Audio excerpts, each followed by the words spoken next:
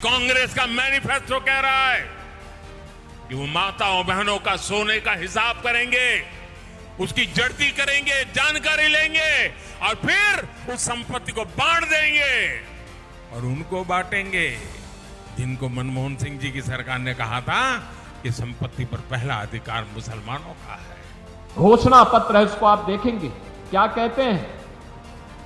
कहते हैं हमारी अगर सरकार बनी तो हम शरिया कानून लागू कर देंगे। अमरोहा के चुनावी मंच से सीएम योगी ने एक बार फिर कुछ ऐसा कह दिया है जिससे यूपी की सियासत में उबाल आ गया है। सीएम योगी का कहना है कि कांग्रेस के मैनिफेस्टो में इस बात का जिक्र है कि उनकी सरकार बनी तो देश में शरिया कानून लागू होगा। और उनके सहयोगी दलों को आज जो इंडी गठबंधन के रूप में आपके पास आए हैं, बहनों और भाइयों, ये देश के साथ गद्दारी किए हैं और फिर गद्दारी करने के लिए अपने झूठे घोषणा पत्र के साथ आपके पास आए हैं। आज कांग्रेस का जो घोषणा पत्र है उसको आप देखेंगे क्या कहते हैं। कहते हैं हमारी अगर सरकार बनी तो हम शरिया कानून लागू कर देंगे। आप बताओ, ये देश बाबा साहब भीमराव अंबेडकर के द्वारा बनाए गए संविधान से चलेगा या किसी शरीयत से चलेगा? भारत संविधान से चलेगा। बाबा साहब भीमराव अंबेडकर के द्वारा बनाए गए संविधान से भारत चलेगा, न कि किसी शरीय कानून से। अमरोहा के इसी चुनावी मंच से सीएम योगी ने कांग्रेस पर निशाना साधते हुए बिना नाम लिए पूर्व प्रधानमंत्री इंदिरा गांधी के गरीबी हटाओ के नारे का भी जिक्र किया और पीएम मोदी का वो बयान भी दोहराया जिसमें पूर्व प्रधानमंत्री डॉक्टर मनमोहन सिंह को लेकर ये बोला गया है कि उन्होंने कहा था कि देश के संसाधनों पर पहला हक मुसलमानों का है। कांग्रेस ने 1970 में नारा दिया था गरीबी हटाओ का। गरीबी हटाओ, बहनों और भाइयों, गरीबी तो नहीं हटी। हां, एक परिवार को देश के संसाधनों को लूटने की पूरी छूट मिल गई थी, पूरी छूट मिल गई थी।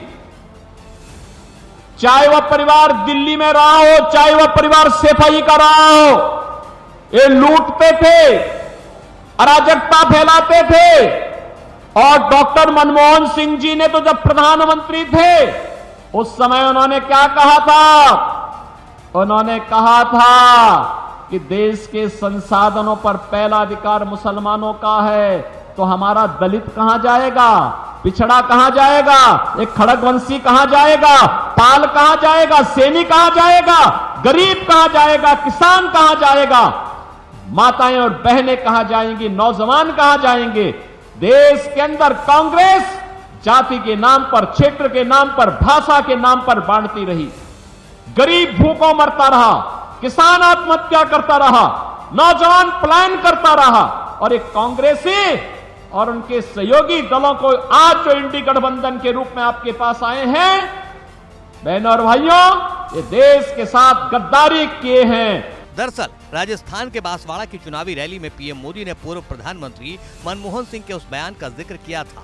साथ ही कांग्रेस के मैनिफेस्टो को लेकर मंगल सूत्र उतरवाने वाला बयान भी दिया था। और पहले जब उनकी सरकार थी उन्होंने कहा था कि देश की संपत्ति पर पहला अधिकार मुसलमानों का है।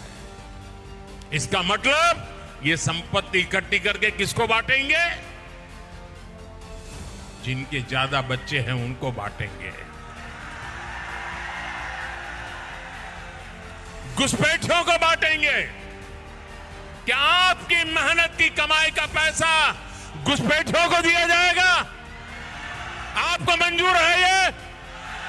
ये कांग्रेस का मैनिफेस्टो कह रहा है कि वो माताओं बहनों का सोने का हिसाब करेंगे, उसकी जड़ती करेंगे, जानकारी लेंगे और फिर उस संपत्ति को बांट देंगे और उनको बांटेंगे जिनको मनमोहन सिंह जी की सरकार ने कहा था कि संपत्ति पर पहला अधिकार मुसलमानों का है।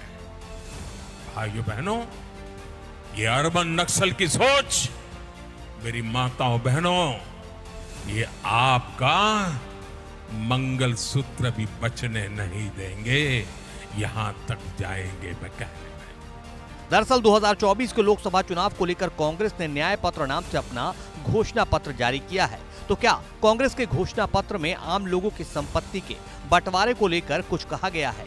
देश में शरिया कानून लागू करने का जिक्र किया गया है। कांग्रेस ने पीएम मोदी के दावों को झूठा बताया है।